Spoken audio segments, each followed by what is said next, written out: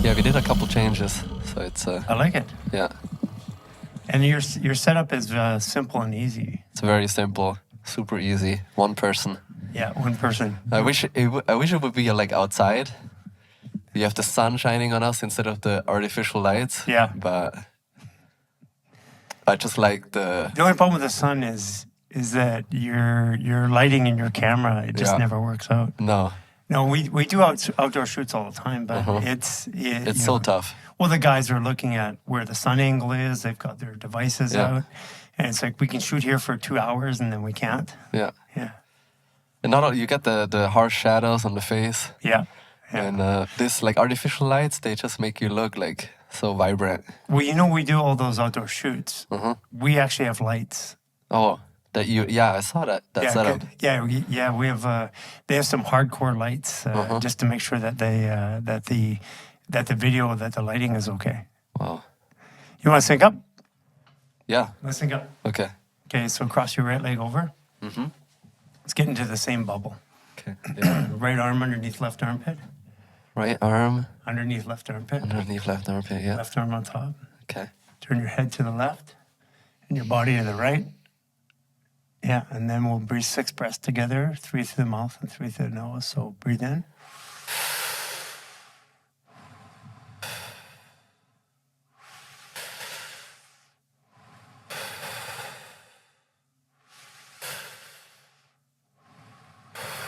Through your nose.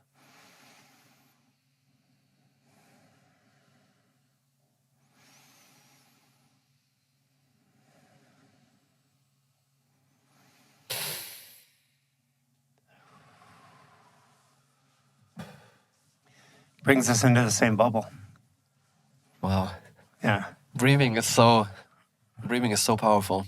Well, if you move your body in the exact position and you breathe at the exact same time, it energetically sinks you into a bubble. Like if there were 30 people around us and you did that, you'd feel like it was just us. Wow. You sync up always? Always. I mean, I think we do it before we eat, before we do any video, any podcast or any content or anything like that, or before every meeting. So like for us, we'll do it like, 5, 6, 7 times a day. Wow. Doesn't it feel like you're in a bubble? Yeah. Feels good. So think about synchronized swimmers. Okay. Or a dance team. If you get a dance team and you think about them, you watch how they move in sync. Everything is in sync. Well, part of that is because they go on to performance. They sync up before they go on to the performance. They're moving exactly in sync. Or a synchronized swimming team, the same thing. So there's a magic to it, and all it takes is 6 breaths to do it.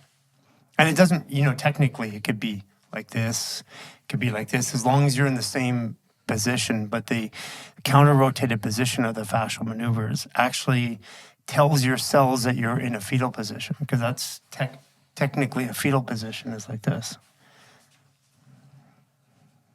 What does a day in Garry's life look like? It's quite a bit the same. I get up at sunrise, do maneuvers to the sun, and our team or whoever's traveling with us, usually most people will do it to the sunrise. I get up actually slightly before sunrise and I do the Nano V. Because the Nano V is like that machine, it reorganizes the proteins in your cells. And you can feel it, like viscerally, you can feel it, loosens up your fascia and your skin. What's the Nano V? It's from Ing3. It's a medical device. It's the only thing I carry with me, because I carry a small suitcase and that's all I have. The Nano V, what it does is, you've probably seen it. It's a square thing. It's got a hose up and then Yeah. Yeah. I saw it on the table just when I visited you, but I wasn't sure. So what do you do with that? Well, what it does is it reorganizes the proteins in your cell. So every disease is a protein folding issue. So proteins build in your cells, and kind of like scaffolding. And due to Wi-Fi, chemicals, all kinds of different things, your proteins start to fold. And when your proteins fold, you have disease issues. So this stops protein folding issues. One of the things for sports and performance is like an athlete. if you're tearing a muscle, or you're actually usually tearing fascia first and then the muscle, it liquefies the fascia. So in professional sports, when we would start implementing it, they would have less injuries, faster recovery. So I take that around. Like, we have 2 devices, and as we split up, we take those with us everywhere. Wow. And what else? Like, how do you just told me before we started that you age minus negatively. -2. Yeah, So my -2. biological age is 30.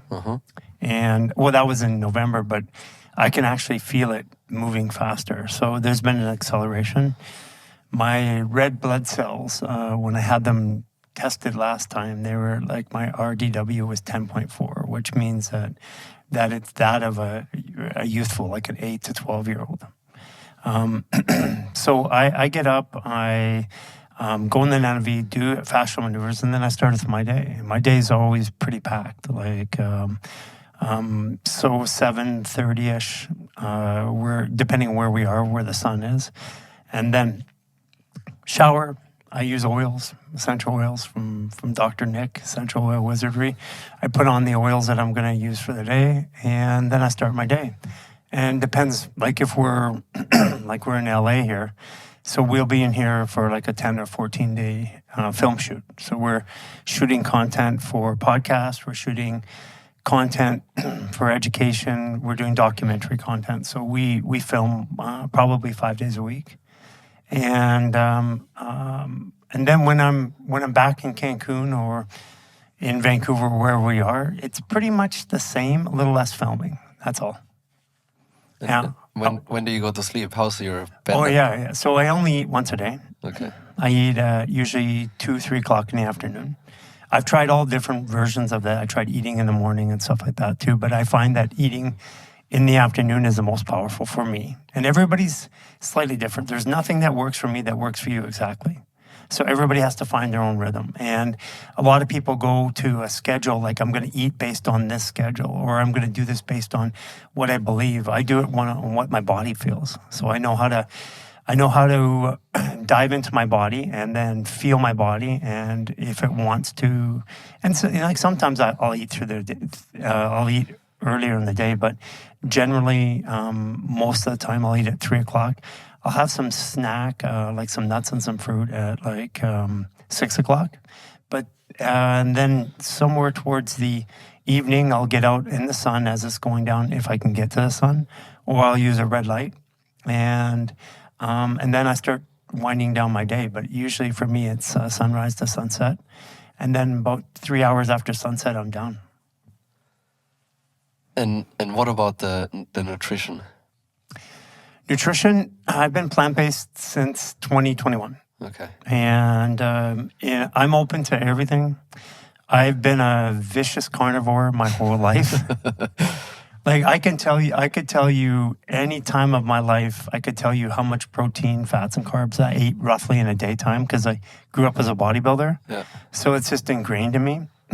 So letting go of that, rigid eating based upon a schedule, eating based because I had to meet a certain number throughout the day, I let that go after the fast. And I have this belief system. And first of all, most people have never fasted for 44 days. And then after that, for 2 years, I fasted 10 to 14 days every month. So I got really good at fasting, and I have this belief system about how the body works, which is different than the current norm. It's different than the current norm, and I'm testing it out. On you? On me, yeah, because I test it out on me, and if it works, then I share it. My current, if you think about it this way, if you eat 10 pounds of food and water, throughout the day or the days, you urinate, defecate, breathe, sweat 10 pounds. So at the end of it, all there is signaling. Eating more protein doesn't mean you absorb more protein. You actually, that triggers your body to produce the enzymes, produce the hormones that your body needs to recover. And if that's the case, then you're technically, you're not taking food, you're getting the information from the food. Does that make sense? So if you were to drink alcohol once a week, you'd be pretty drunk at 1 or 2 drinks, right? Mm-hmm. If you were to drink alcohol once a day, you would virtually not feel it after a while, or twice a day. So the more input that you give your body, the more your body normalizes that input. And so it doesn't react as strongly. Well, that's no different with food. So if you, over time, if your body is habituated to not have the same amount of food, and first of all, I've seen people try this, and I've seen all the studies and all the reports, but I reset my nervous system after 28 days of no food. Your nervous system resets, and all the memory of food resets. So, like for example, when when we were like in the 44 days of fast and we started eating again, it was Jason, Cynthia, and myself. We started consuming food again. The craziest thing was I knew that I liked this food, but I had no memory of the taste, which meant the memory was a feeling. And if you think about to remember, words are very phonetically, they have meaning to them. So if you were to dismember a body, you would cut it up in pieces. So if you're remembering, you're taking the pieces and putting it together. Memory's in the body and the cells. And the brain is what recalls and produces an experience based on that memory. So when we had our cells, our body out without food for over a month, what happened is that all the food reset its taste. So there were things that I didn't like that I could eat now. There's things that I'm like, wow, I've never actually experienced that flavor or that taste. It was a really bizarre experience. Wow. Would you really recommend fasting for everyone? Or at least is it something that you should like look into, give a try? Because I think most people have never gone like I cannot imagine not eating for 40 days. That's a long time. It's a long time. Okay, I think this is where I believe people get it wrong. Okay. You need to commit to it. And for me, if you're in, first of all, the body responds with contrast. So if you're always eating all the time, there's no contrast. So if you stop eating, even for 3 days, which is a perception cycle, if you stop eating for 3 days, your body then has a new chance and has more stimulus to respond. It's like changing a workout. If you do the same workout every day and never change it, your body stops growing. Well, that's no different with food or anything else that provides growth or growth factors to us. So I think that everybody should fast a little bit. But there are your belief systems heavily play into this. I've heard everybody say that like you have to build muscle to be healthy. Well, I've done the opposite of that. You got a chance to feel me. It feels like I have no muscle. It looks like I have muscle. Yeah, looks like. But that's not muscle. That's fascia muscle. So I call it fascials. I discovered it. I get to name it. So I have this incredible range of motion. I have joints that I can actually dislocate myself. I can actually wrap them all around. I have zero resistance. So like if you think about fascia being like your like a coating around muscles, even if you just say it's simply that, which it's not. And I restrict it right here. When I go to lift my muscles, I'm restricted. If I take away that restriction, I use less muscle energy to move through that range of motion. Muscles require a lot of energy to move. And they require a lot of energy to keep and store. Like if you don't work out your muscles, you lose them. If I don't work out, I don't lose anything. I am the same shape, same size, same build constantly. And if I don't do anything, I'm the same as if I do something. Now, this is coming from a guy who was a bodybuilder back in the 80s who lived in a gym. And so this is a completely different contrast or belief system to the one that I grew up with. And there's a mountain of evidence that shows you that building muscle means long life. But I haven't seen anybody who also has muscle that lives to 110, 120 years old. And I've seen people who fast, or yogis who do. So I'm just proposing that it's not what we say, and the science that we have about the body is actually, if you think about it, the science that we have about the body today, most of it's been done over the last 30 years. And if you look at what's happened over the last 30 years, is when you felt my arm, I'm 80% water. 30 years ago, we were 70% water. Today, the average person's 60 to 65% water. And water is the primary makeup of a human being. It's a gel-like substance. It's phase 4 water. And if we reduce a primary component of our health, then that affects our health in a dramatic way. And so what's happened over the last 30 years since we've been dehydrated, at the same curve, we've gotten all these diseases. So I was looking at it from a different perspective. I was saying, okay, why do we have all these diseases today? Why do we have all this dysfunction? Every disease known to mankind is at its peak today. There is no measure of human health today that is better than it was 50 years ago. Not. People even say, one of the common things people say is we're living longer, but that's not true. We're actually no longer living longer. That just takes a long time for that number, because it's statistics. You have to look at hundreds of millions of people or billions of people, and it takes a while for that to change. But we're not living longer. We're not healthier. We have breast cancer 1 in 2. Autism is 1 in 18 right now. Is 1 in 2,400 just 18 years ago. There are some systemic issues with the way we live our lives as human beings right now.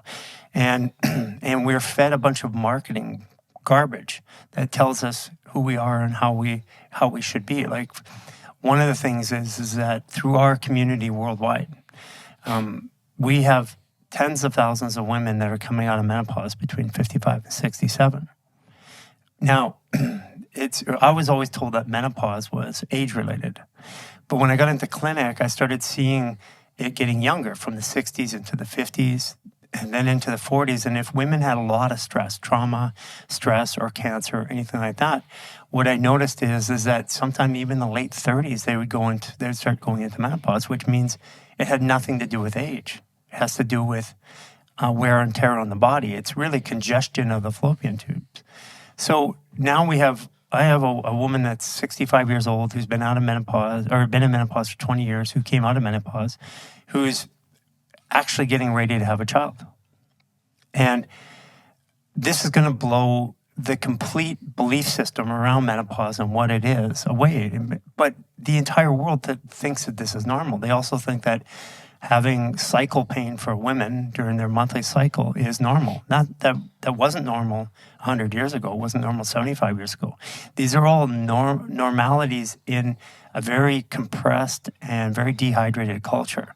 So we're doing science on bodies that are not functioning, and we're saying science is, what happens when I put this in? Let's measure it. But we're measuring bodies that are getting worse and worse over time. So the science actually gets worse and worse over time too. Because if I'm hydrated and I'm sleeping properly and my body's functioning properly, I'm going to respond to the stimulus a lot different than if I'm actually dehydrated. Dehydrated is like being hungover. What do you think is the biggest contributor of disease, or what harms people the most? Dehydration. Dehydration? Yeah, and then after that, because dehydration also causes stress. So when you're dehydrated, your normal stress index goes up. When you're dehydrated, you have to use more muscle energy, adrenaline, norepinephrine, cortisol to move through your day. Those hormones age you very fast. And we're not meant to have this kind of hormonal array going on every day. That's not the way. And if you even go back and go to during the 70s, when the 60s and 70s, when Kennedy originally put in the fitness program in the schools, you watch the kids in the schools. If you go look at old videos, every single boy, completely lean. There's not one that's overweight. There's not one that's unhealthy looking. If you look at videos, true videos of the 50s and 40s and 50s, nobody was sick, nobody was overweight. And if you go back even into the early 1990s 1920s, and there's some videos like one in Flatiron, New York, and one in Vancouver. They show this rail car going through, and they had a camera on it. They had a film projector on it, and they've edited the film for modern time. But the one thing that I noticed when I watched it is every single person that was moved well. Everybody was stood up tall. Everybody was straight. Nobody was hunched over. Everybody walked properly. And movement is life. And the origin of all movement is breath. And if I'm sitting here all day long, which we do, and I have restriction around my rib cage from fascial restrictions, tightness, I don't breathe properly. My lower lungs don't work. And if my oxygen doesn't get to my lower lungs, less oxygen gets delivered to my tissue. And at the end of it, oxygen is your life. You got oxygen, you got water that you're trying to push into those tissues. And if there's restriction, it's harder for it to get there. And these are basics that I was looking at because here I am in a clinical practice, and I could see in the time that I had my clinic that people were getting sicker. It wasn't a small thing, it was a big thing. And anybody who's out there listening to this, who's a clinician, will know that. And people in the last 20 years, especially the last 10 years, have gotten progressively sicker. So there's something that we're doing in society that's wrong. And yeah, you can blame all the other factors like EMF and chemicals, and those are major impactors. But if our body is healthy, we have more tolerance for those things. And right now we're dehydrated and we're stressed out. And so we have less tolerance. So that things like EMFs that we were talking about earlier, they impact us more.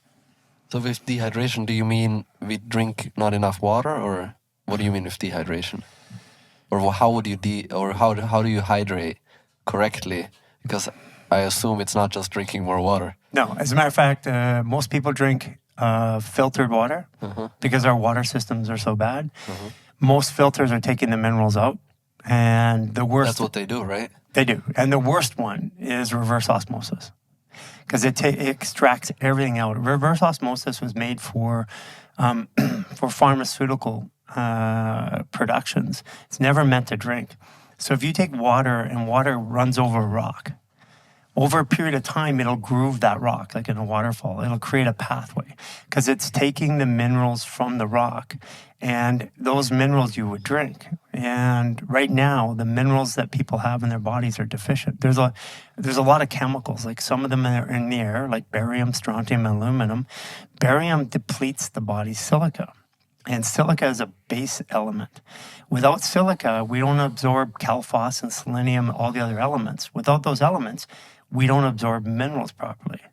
And without the minerals, each mineral of the 102, each one is like a little pathway that goes to a part of your body to complete a function. And if you're missing, like 10 or 15 of those minerals, your body will find its way around. But if you're missing a lot of them or not absorbing them, then your body misplaces water. So you're seeing a lot of people today holding water. It looks like fat, but it's actually holding water. And it's because that water is sitting in the body because the body knows it needs it, but it can't get it to the tissue. The minerals are the conduit to get that water to the tissue. And if you're deficient in minerals, then you're going to be dehydrated and, ironically, still holding water in your body. So you could be heavily waterlogged in your body, but the water is not getting to the organs and to the fascial tissue and to the places that it needs to. So it's minerals. And how do you get the right minerals? Well, we put it very easily on our website. You can go download a guide. We have a hydration guide. We have a supplement guide. It talks about which minerals, why you need them, why they're being depleted. For us, we recommend diatomaceous earth, and we recommend Irish sea moss. Those are the core base. You can add some other ones on, like bladderwrack. If you take bladderwrack and Irish sea moss, you get 102 minerals. And but right now, people that are doing that still isn't working good enough. You need to have silica in addition to that, because the chemicals that we're breathing in our daily lives are depleting our silica. And we're made of silica. Silica is basically sand. And if you take sand, silica, and water, silica is what we're made of with water. We're supposed to be 70% water or 80% water technically. But when I grew up and studied, it was 70% water. You're 25% silica. That's your construction material. Then the rest of it is bacterias and parasites and things like that that are part of being human. So we're supposed to have that composition. We're sand and water, and we're vibrating. We're frequency. And right now, today, people just literally are deficient in that silica, and as a result, they're not absorbing the rest. Wow. I feel that. Yeah. Because like a lot of times when you feel dehydrated and just drinking more water doesn't do the trick. It doesn't. Yeah. Like your body like craves minerals or like water that has minerals. And I think mostly in cities you drink filtered water. Because all the water that you buy and the water filters is just the water is empty. There's no minerals in the water. None. Yeah. Because like minerals even taste a little bit sour, like a tiny bit. Yeah, you can taste it in there. You can taste minerals, and like water doesn't taste these days. Like it's very rare. I think there's one Italian brand I know where the water, it tastes different. You can feel a little bit of a mineral. There's some mineral waters out there, and there are a couple brands, but for the most part, that's why you have that Alcaviva machine. Yeah. Because first of all, you take the machine, usually you put a mineralizer on the front end of it, and then you're getting minerals, which then conduct the electricity, and the electricity is what they're used to ionize that water, and then that structures the water, and that water then is water very much like if it came out of a mountain stream. That's why it tastes different. It feels different, like when you drink it. Yeah, and you would say that is the biggest factor. Like you have thousands of people always coming to you, and I always wonder like what is their main problem.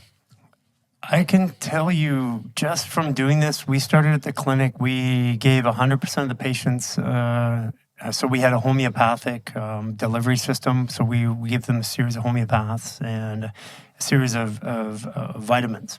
And we added silica to 100% of the patients. And it was put into a formula, so we weren't saying we're giving you silica. We just gave it to them as part of the protocol. And we had 100% of the people that had a positive outcome, whether they were sick or whether they were performance athletes, and they performed better. They got better very fast. And we had out of 10,000 patients, we had a track record before we figured this out was about 6 years.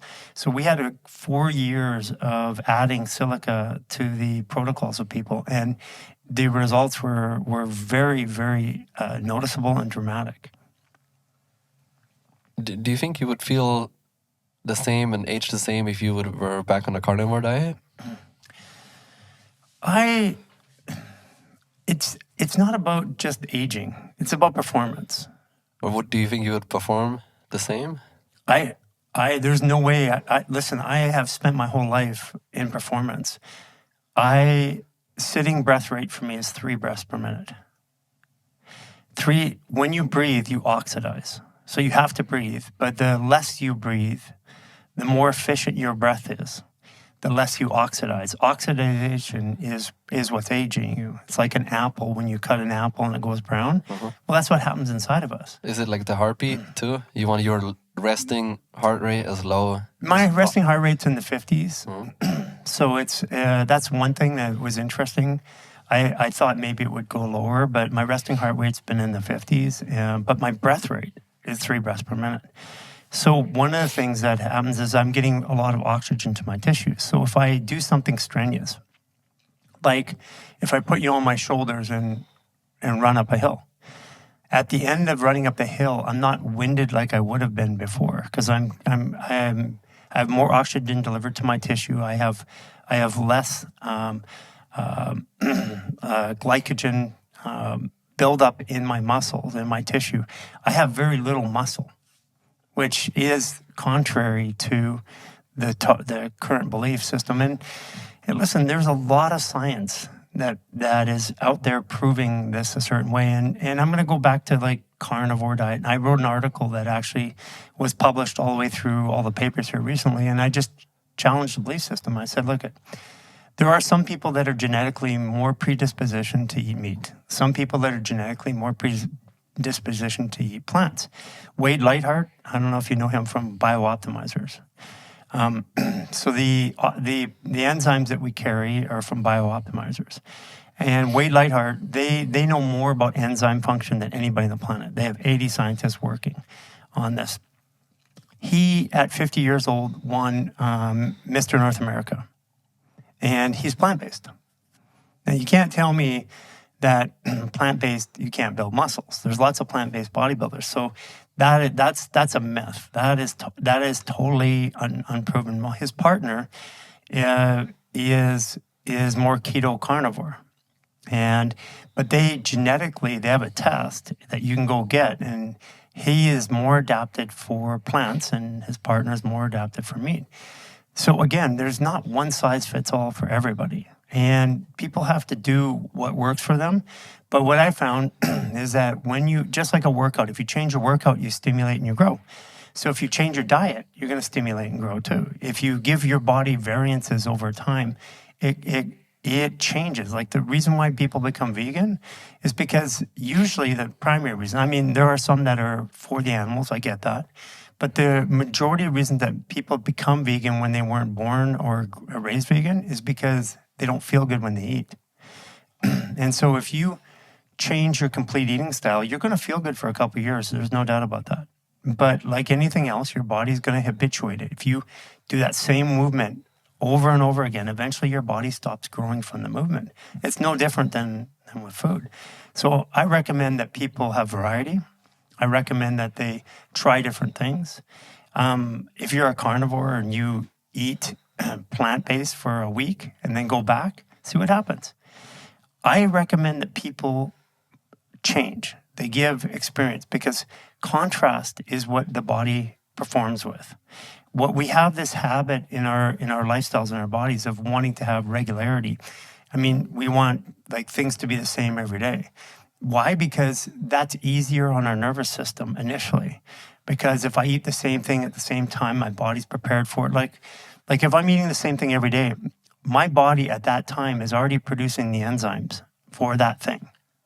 So it's habituated.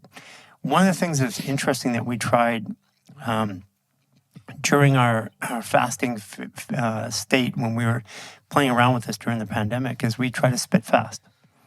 So we chewed food, we spit it out. We didn't swallow it, and you could literally feel the organs working in your body because it to the body, to the brain, it was getting the food, it was sending all the signals. It was habitually doing what it normally does.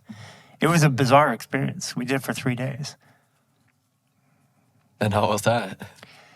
It was like eating. Yeah. But there was no waste to go along with it. Look at this. The Greeks, they had vomitoriums by their dining rooms. Vomitorium is where you vomit. They had, literally. So what is a vomitorium? That means that they were eating and vomiting. Food is a drug, like anything else. And I think at that site, there's no real evidence around this other than conjecture because there's no real documentation. This is just the way they live their lives. But if you think about it from that perspective, if you eat the food, your brain, your body and your brain is already signaling everything, all the nutrients, like when you take a homeopathic or you put something in your mouth, or if you've been around drugs and you touch drugs and you get a contact high. These are all things that happen. Your body is the intelligence. It's absorbing all the time.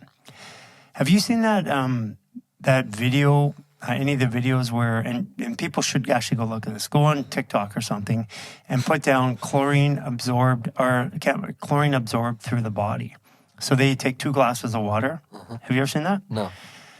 They take 2 glasses of water out of the tap. They put chlorine drops in one, it goes yellow. They put their hand in the other one for 15 seconds. They pull it out, they put their drops in there, there's no chlorine in the water anymore. It means that your skin absorbed all of that chemicals in 15 seconds. So, like I do some things to keep myself healthy. Some of the things I do, like for California example, is that I have an inline shower filter that I take and I put on every shower, even when I'm in a hotel. And hotels a little tougher, so I actually carry wrenches in my suitcase. Because these chemicals, right now it's a death by 1,000 cuts. Chemicals in your water, chemicals in your air, chemicals in your clothes. Like the PAFs, which everybody knows are super harmful to us right now. You put in a pair of clothing, like let's say yoga pants. In the women's crotch area of the yoga pants, it has extremely high PAFs, like extremely high. These things are endocrine disruptors. They're causing hormonal imbalances. And it's no wonder that breast cancer is 1 and 2 right now. Like we have this constant assault on us everywhere. It's all part of our life. So part of it is my journey has been to go back to a natural way of living, but still exist in the world that we live in. Because you can go, like we were talking about it in the cars, you can get a little too freaky and then try to push away the world. But like you were saying earlier, it's like there is a resistance. If I'm hypersensitive and say, no, everything's bad, I'm going to be hurt by it. Well, then it's also going to hurt me when I'm exposed to it. So there's a balance between doing everything that's right for your body and being tolerant at the same time. And everybody has to find their balance. Like I'm gonna be more tolerant living in the country or by the ocean, getting the ocean every day. I'm gonna have more capacity than someone who lives in a city constantly bombarded by chemicals, by Wi-Fi, by signals, by electricity, by dirt, by noise. All those are pollutions. So it's to do the best that you can in the space that you can, and some of the little things that we don't think about. Cutting on plastic boards and getting microplastics. It's said that a person consumes a credit card every year worth of plastic and microplastics, and we have all these things that are causing problems that our bodies has to deal with. And if we reduce them at a capacity, a little bit at a time, over time, then eventually you just have more capacity to heal, perform, and live your life. How do you explain, like, all these Olympic athletes? Like, every soccer player drinks out of plastic. Yeah, I mean, every athlete. They do. Yeah, they do. I've never seen a glass bottle in like. How many Olympic athletes are healthy in their 60s and 70s? I don't know. I mean, this is something. Okay, so I grew up in the time of bodybuilding. Bodybuilding was one of the interesting things because in the 80s, there was I was in a town of 600,000 people and there was one gym. Nobody would bodybuild. Zero. Like there's a few of us. We were the weirdos. And today, there's a gym at every corner. Everybody's going to it. Right? And we're not healthier today than we were back then. There's not even in any measurement are we.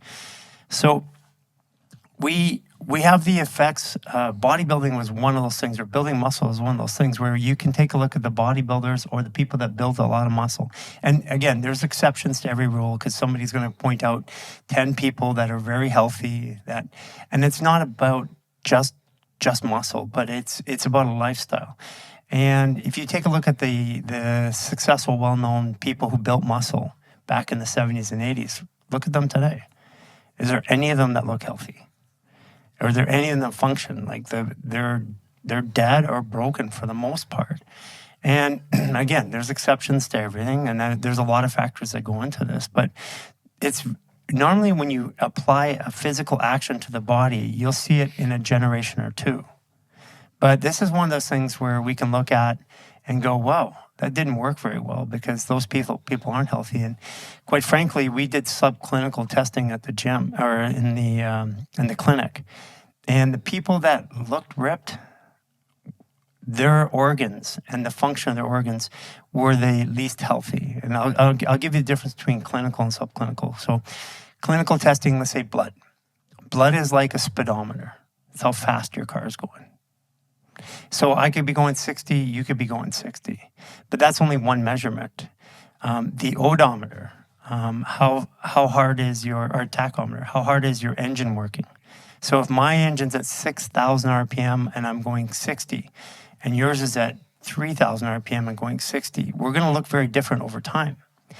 And so what we were doing is measuring the how hard the organs were working to maintain that blood perspective. And so we go and look at a blood report and we say, I'm all good.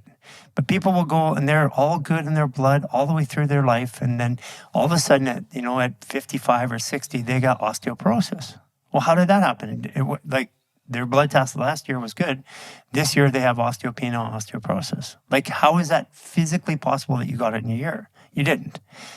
Your blood is meant to regulate. It pulls, your blood stays normal. It does anything to stay normal. So in other words, in that particular case, your blood will often steal calcium from your bones over years until one day it hit a point and your body can't manage it anymore, and you show the markers for osteoporosis or osteopenia. That means it didn't happen overnight. It happened over 20 or 30 years. You just weren't aware of it. Because we're measuring things that are meant to stay static. Like your blood is meant to be within these ranges, and your body works very hard to keep it there. So when you look at the body, this is why functional medicine started coming up, because they were looking at different components. They're looking at how hard is your body working? What do your hormones look like, not just in the blood? What does your tissue look like? They're looking at different factors to try and build a more complete picture, because the picture we were using doesn't work. And ironically, 90% of the population or greater still uses that same picture, which is we go get a blood test, the doctor says we're okay. But we're okay until one day we're not. So do you want to be ripped or no? No. I mean, I look lean. I look muscular. Fuscular, I guess. I am healthy. I have infinite amounts of energy. Do you drink coffee? No. Matcha? Sometimes, depends who I'm with, but generally no. Wow. Yeah, I've reduced. And do you miss having muscles? I enjoy the way Especially I feel. being a bodybuilder for so long, no? I enjoy the way I feel. Yeah. Like I'm 56, Yeah. and I enjoy the way I feel. And most people look at me and say, "Do you work out?" So I still get that. Yeah. But I'm lighter. I'm easier. I bound upstairs like I'm a gazelle. So it's a different way. Like I was only concerned about the way I looked for a lot of years. And sometimes I looked a certain way, but didn't feel very good. And again, if you're 25 or 35, or maybe even close to 40, you may not be hearing me at this point. But when people get into their 50s and 60s, which I was a clinical practitioner working with people, I could see that the ones who look good and felt good in their 30s didn't look good and feel good in their 50s and 60s. And so for me, I switched it from the way I looked to the way I felt. And then over a long time, well, not that long, over 5 years of feeling good every day, I started to look good again every day. And for those that have been watching me, you can just go back and look at the videos. I look infinitely younger than I did 5-6 years ago. Infinitely. Yeah. What about sauna? I love sauna. I love cold plunges. I know you do cold all the time. Yeah, those things are good. Those are contrast, by the way, sauna and cold. Contrast. If you give your body contrast, it responds. But yeah, all those things are great. You even go back to cultures like the Norwegians, right?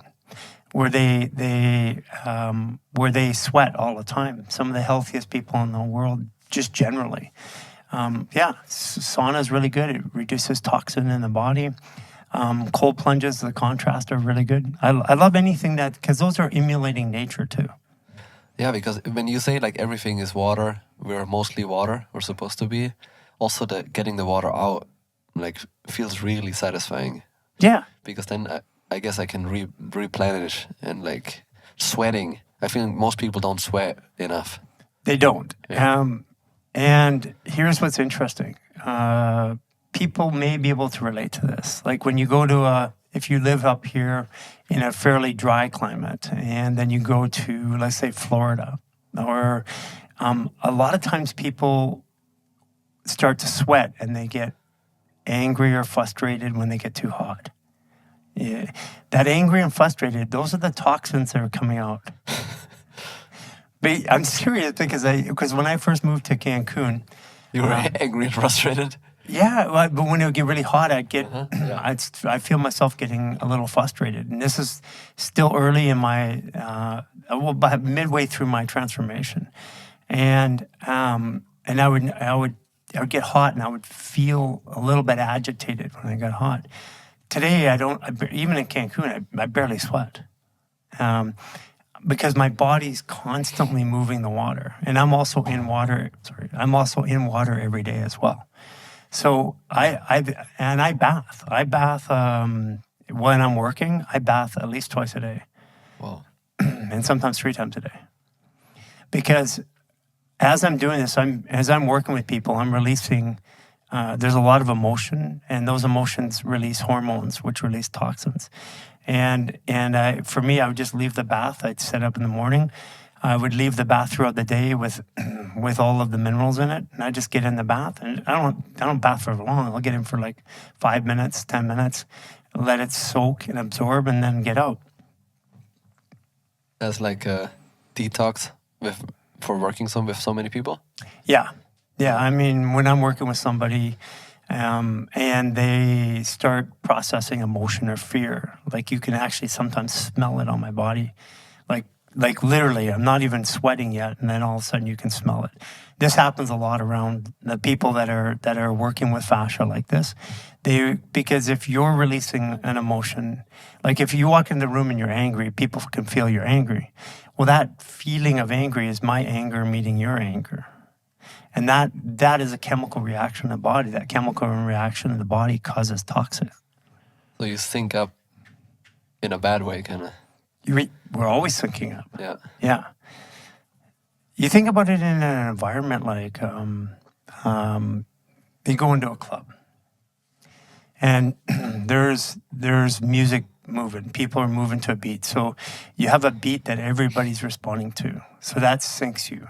That's part of the energy. But then you have movement. But then you also have people's breath. These are all things that indicate, like when I breathe and when I sweat, and there's also the energetic component. The physical energy around me changes. It's measurable. You can measure it with equipment. So all of those things impact. Like when I come into your field will change or modify. Our fields together will change and modify. And you can actually look at that in photonic scanners. You can look at it with Carillion photography. So when we come together, our energies blend. And there's a choice, though, that when that happens is that I can meet your energy, you can meet my energy, or we can meet in between, but we do blend.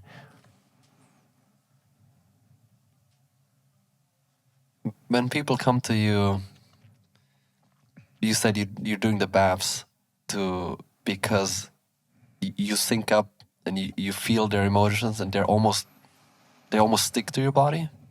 Is that what you said? Well, I think it's more correct to say that if you have anger, the anger that's in me comes up to meet it. Okay. It's not. One of the things that you'll hear people say is, I got to get away from these people. I got to protect my energy. You don't protect your energy. You either let it flow or you meet them. And letting it flow is very different. You're moving it through you. And this is where, in the clinic in the early days, I used to go home and I'd be angry at the end of the day, and I didn't know why.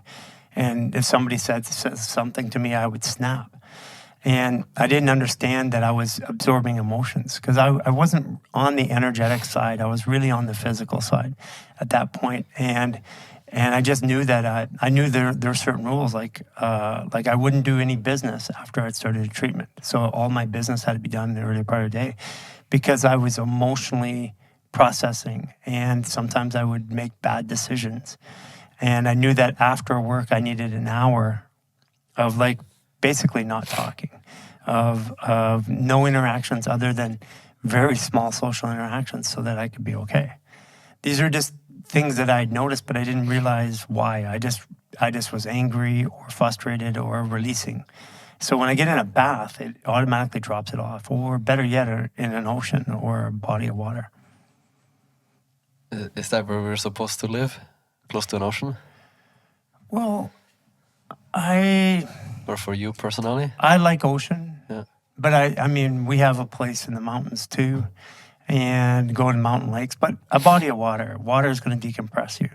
It's going to let the toxins out. You know how you get in water and if you sit in a bath too long, you get wrinkly? And then you get out and all of a sudden within, like 5 to 10 minutes, you're not wrinkly anymore.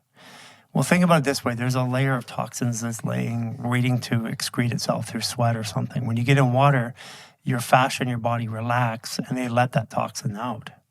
And that's why you get wrinkly, because there's a layer that has to fill itself back up. You get out, that layer pumps back up again and pushes fluids again to the surface.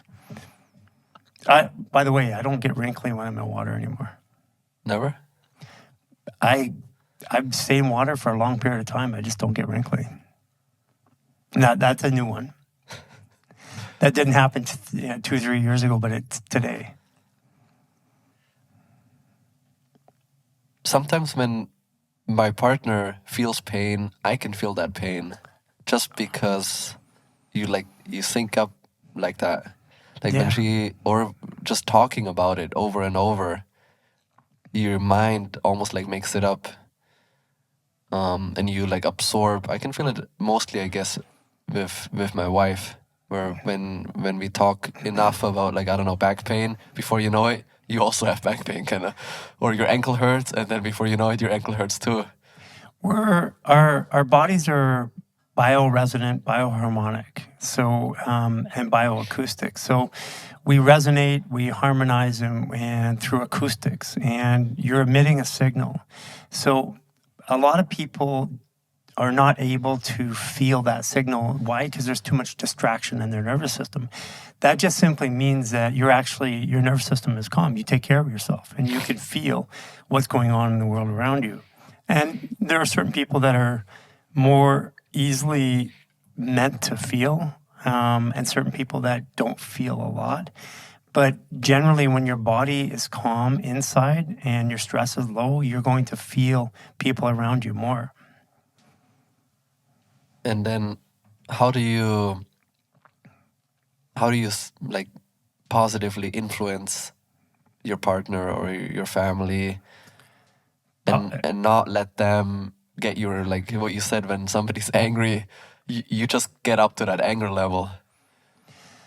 So when I'm in situations like that, number one is holding your frequency. And at first it takes a while. It's like practicing anything else. Yeah. To hold my frequency, one of the things I do, I've been in many situations where there's a lot of tension going on. I'll scoot out to the bathroom. I'll do our fascial organ reset. That'll neutralize my body. Like for those who haven't tried it, the fascial organ reset, it works very much like acupuncture, but you're doing it yourself. It takes 7 to 10 minutes.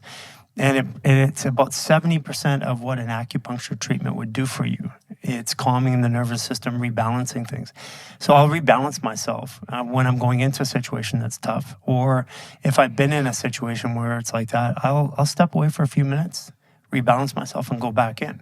So because I'm bringing a better vibration, a better harmonization to that environment. Today, I can pretty much hold my frequency anywhere. So if people are angry or frustrated, it goes through me. It doesn't affect me. It doesn't stick. But even today, sometimes when things get too heated, I just step away for a minute, do a couple fascial maneuvers, because they rebalance the emotions in the nervous system. In the first 7 to 10 minutes of doing a maneuver, your 75 to 90% of your stress is gone. And you can feel it. It's visceral. You can test it if you wanted to test it with a hormone swab test or something like that. But that is a way. Take down your stress and then go back into the environment. Because you can't change people. But you can change yourself. And as you change yourself, the people around you have to resonate differently. I know that is always the most powerful approach, is to look within or change yourself. If you want to change your environment, kind of. Mm-hmm. Are we meant to live in cities? We're meant to live in community. Yeah. What we call a city today isn't very healthy. It's not very community oriented, kind of. Well, everybody is so isolated in their little box. Okay, that's today. Yeah. I'm 56. Mm-hmm. I grew up at the last part of the generation where all the mothers in the neighborhood, knew who I was. They knew my grades. They knew if I ate or not. They would discipline me if I needed it. So I grew up in a village, but I grew up in a town, a city, 600,000 people when I was a young kid. But everybody was still community-based. Today, we live amongst people, but we are very apart and separate. That's social programming. That has nothing to do, that's how we've been taught. We've been taught to fear people, to isolate from people, to protect ourselves. These are all messages that have been given over the last 3 generations. But if you go back 3 generations, it wasn't like that. People that lived in cities, lived in community. And if you live in community, the body heals in community. Just like we go in a room and somebody's angry and you feel angry. Well, when we are together, we blend our energy. And if the intent of that is, like if you go way back, people would go to the fire at the end of the day and they would eat, they would dance, they would sing, and they would actually remove the negative energy from them through movement and through communion. Today, we don't have that. We're all isolated. But you can see the social dysfunction. It's very evident. Societies are breaking down. People are breaking down. It's gotten to this insane point where you can't even talk to somebody else's kid or talk to somebody else without them freaking out. We're at a crisis point. There's no doubt about it. So cities, the question is, were we meant to live in cities? Whether you're in a city or you're in a town, we're meant to live in community, but not necessarily. It's not, city doesn't mean community. And that community, like, what about like family? Family's an interesting one because you don't always resonate with your family. Yeah. Yeah, but sometimes your family is brings so much pain, and you like sync up on the pain more than like what you said when everybody dances and sings together. It like you release all that negative energy. It's like the opposite almost sometimes for a lot of people. Think about it a different way. If people are on a spiritual path, your family was meant that you were born into a family, not randomly. It's not just a biology, a sperm and egg hit, and you're in a meat suit. We picked our family and our parents. That's the way even the indigenous cultures would say, you pick your parents, you even tell them your name. And that's why a lot of mothers can relate to this. They heard the name of their child. It was somehow, and you hear this over and over and over again. So the family that we have are meant to teach us, but so are the people around us. And I follow astrology. And I use astrology. I know at least the birthday of every single person that interacts with me, including a waiter or waitress. I ask everybody. And it's been this bizarre and fun experiment that I've been doing for about 6 years. And what I'm starting to see is the patterns. In other words, if I go to other places, I have the same types of people starting to come around me, like the same astrologies or same birthdays. And I'm like, what are the chances that actually happens? I go to a complete new city, within a couple hours, I have all of the people around me that are coming up, whether they're delivering to the door, whether they're helping out, whether there's somebody that's there working with us. And I find that I have the very similar types of people, archetypes around me. So I believe that the families there are meant to teach us something. And whether we choose to learn or not is different. And sometimes they're there to teach us to move away. I mean, not every lesson is to be resolved. Some of it's just to create a boundary and move away. I resonate strongly with the people I'm with, more so than I did with a lot of my family. And so I believe that we are born into a family to find our family. And our families are this is, by the way, this is what's happening in the age of Aquarius. This is what's happening right now, is we're finding our tribes. We're finding the people that we resonate with. And it's happening. You can see it happening around. People are starting to get together or work together, find other people. And over the last 2 to 3 years, anybody listening to this would be able to relate. People have been divorcing, breaking up, leaving family, finding new friends, and at a rate that we used to have the same friends, same people forever. But that's not the way it seems to work anymore. And I believe that's actually the way the way that we're supposed to live. We're supposed to find the community we resonate with, because I'm in harmony. The more time I stay in harmony, like we resonate on a lot of things. So like when we get together and we talk, it's a good feeling. There's positive energy. Well, the more time I spend in that energy, the better I am as a human being. The more time I spend agitated about something, then the more I have to recover from it. Now, again, I'm at a point where I've just learned to accept over time the things that I don't like particularly, and learned even furthermore to find appreciation in those things. But it doesn't mean I have to spend my time there. I don't have to exercise a lot of time in an environment or with people that I don't want, that I don't resonate with. I tend to spend more time with people I resonate and just less time with people I don't resonate. Doesn't mean like X, they're gone and I'm never going to talk to them again, but I'm just going to spend more time where I feel good. Is that the law of attraction? Yeah, you can call that the law of attraction. We attract everything. And if we also attract the experiences that we don't think we want. Well, it's like if I'm having a bad day. The suffering. Yeah, the pain. Yeah, if I'm having a bad day and I'm in my head about it, things just continue to get worse. Yeah, always. And if I'm having a good day, things continue to get better. So yeah, we do attract to us. And, I generally feel that people are starting to accept that as a norm. But if we said that 20 years ago or 10 years ago, most people generally didn't have that belief system. But today, I feel that people are starting to turn that corner and have this belief system that that's the way it is. Are you into like manifestation? We manifest everything. Again, look around. If you don't like what you got, you manifested that. Because if I change my perception, let's talk about it from a biological point of view. Okay. You have a reticular activating lobe. There are billions of bits of information out there. You buy a red car. All of a sudden, you see all the red cars on the road. You get a jacket. All of a sudden, you see that jacket amongst other people.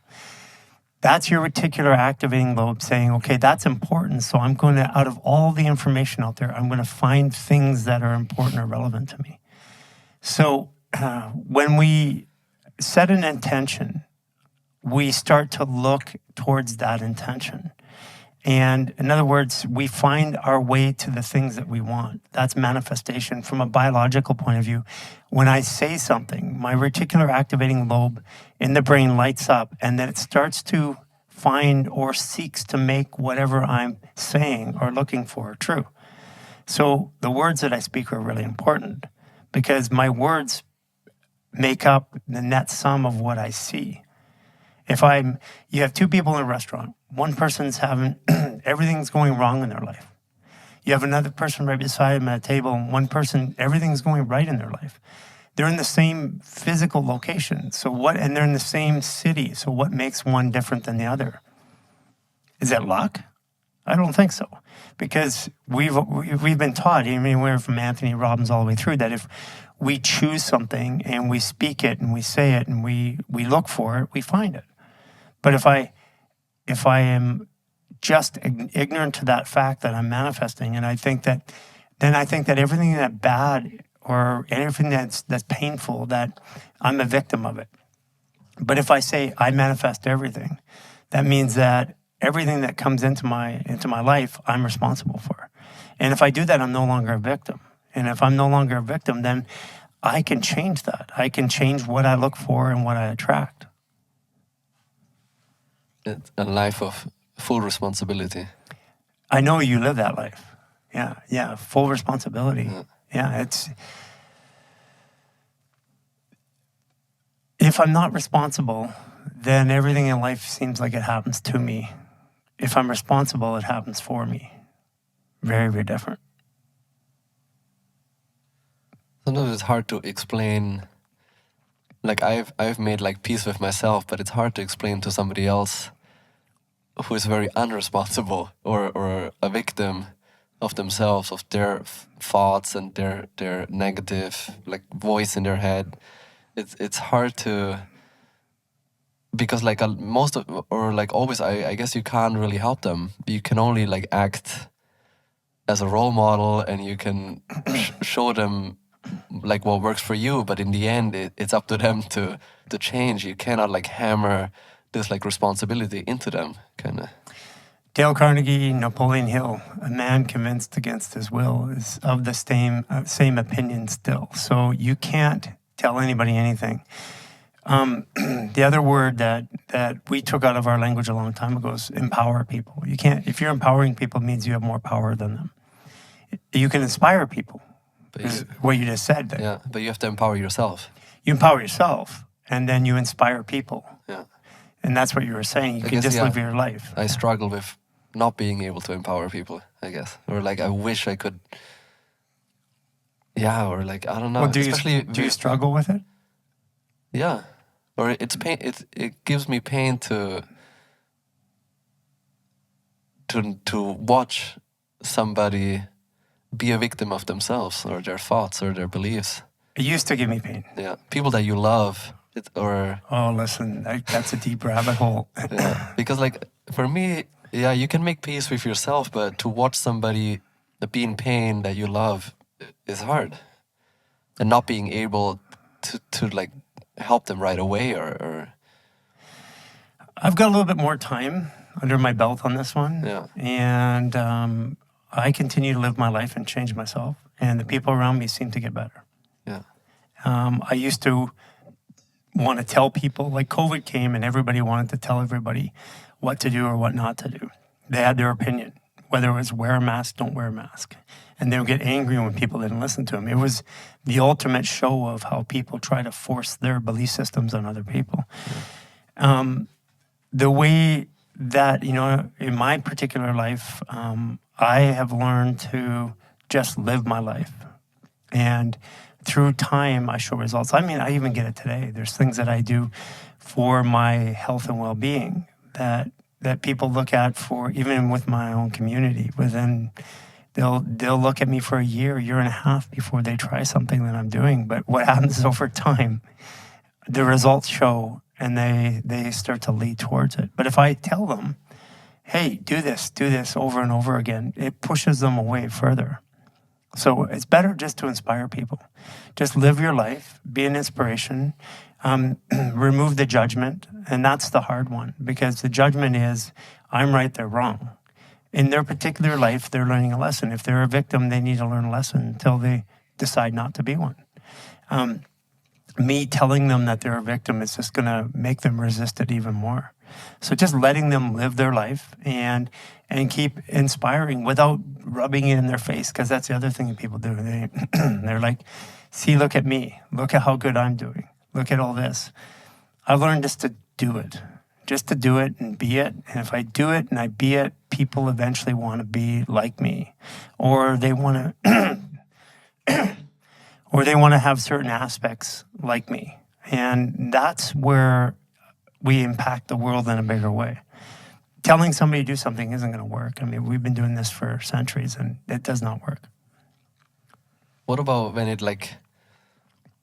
when you're so responsible that if me and my wife, I take so much responsibility that sometimes I feel like it's counterproductive, because she just leans on me taking responsibility for everything, for like every single thing.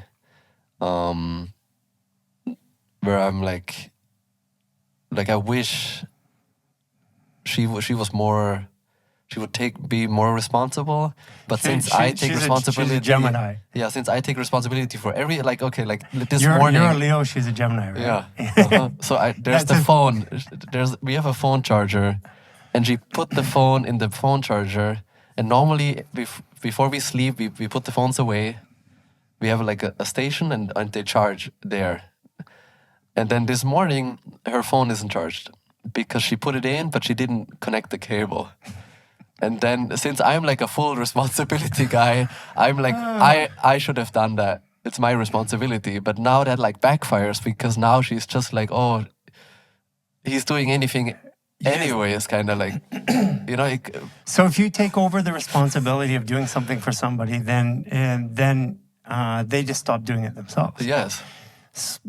There's a balance in partnerships where you work, but you're Leo, Yeah. and she's a Gemini. Yeah. Geminis, they charge their phone. They're going out the door and they plug it in, they charge it for 3 minutes, and then they go out the door. That's just who they are. That's just how their brain works, and there's no sense trying to change that. Yeah. I mean, you can help her along the way a little bit, but at some point, when the pain of staying the same is greater than the pain of change, people change. So if I take away the pain of the actions or the lack of action that people take, then I take away their responsibility. So one of the things, because I like to do the same thing, I like to help people, and I've learned this a lot through working with people in their bodies, is that if I do too much and I take away their pain, this is why I stopped being a practitioner, because people would live their life, they would create all this dysfunction, which would land them in my clinic. And then I would take away that pain from all that life that they lived. But then they would go back to that same life. They'd be back in 2 years. And this is why I stopped being a practitioner, because I would rather show you how to incrementally help yourself. And it took me a while to get there, but if you incrementally help yourself, and you become responsible for your own well-being, over time, you're going to be better. But if I keep taking away the pain for you, then nothing's going to help. Now, in your particular situation, you have a partner. Exactly it. That's exactly what I tried to say. Yeah. That I struggle with taking the pain away from my children and my wife. Well, you've used the word struggle 3 times. So are you struggling? Think about the word. Okay. Yeah, I've been doing this, but struggling is an act where you're setting yourself up for more pain. Okay. So that's informing your nervous system and your reticular activating system to go for a struggle. And you're programming yourself to be in that struggle. You could use other words, which you could say, I'm learning to help them be more responsible. I'm creating a balance to help them be more responsible in our relationship, because you have your responsibility, they have their responsibility. If you take away everything, then it becomes loaded on you. And listen, I've had 13 businesses. I've been on the board of roughly 100 companies. I've had 20,000 employees. And what I've learned over time in my life is that if I remove the pain from people, eventually it comes back and hurts me. Yeah. But there is a balance. Like if I'm going to go somewhere and I need that person to have their phone charged, I might tell them, hey, make sure your phone's charged. Is it charging? I might program them. I might push them a little bit, because at that point it might cause pain for me directly. Like all of a sudden their phone's dead and I need to call them. So there's a balance to how much you do. And instead of struggling, reprogram it. I'm working on creating more balance. I'm working on this situation. Because if you're struggling with it, you are going to create a struggle. Like if you go lift a weight and you say, man, I don't know if I can do this. This is going to be tough. This is going to be hard. I've struggled trying to get past this. You don't do that when you're trying to positively perform. I know. Yeah. But in a weak spot. Yeah, I never struggle at the gym. Right. Yeah, that is not, No, you don't allow that. No. Because you'll just fail and try again, fail, try again. But you don't struggle. Struggle? There's no struggle. That's right, because you allow the failure, because the failure is part of the success. Yeah. And in the gym, it's so simple because you need to fail. Yeah. It's set up for failure. That's the whole point. Relationships are no different. Yeah. But you need to fail. But the word that you use programs your nervous system to seek a behavior. Yeah. So instead of struggling, words are funny, because words define the context in which I see the world. Yeah. Especially when it's not some words might have a significance, but since it's not my mother language, it is not as heavy. Correct. As maybe for somebody else. Yeah, that is true. But words do have a frequency. Yeah.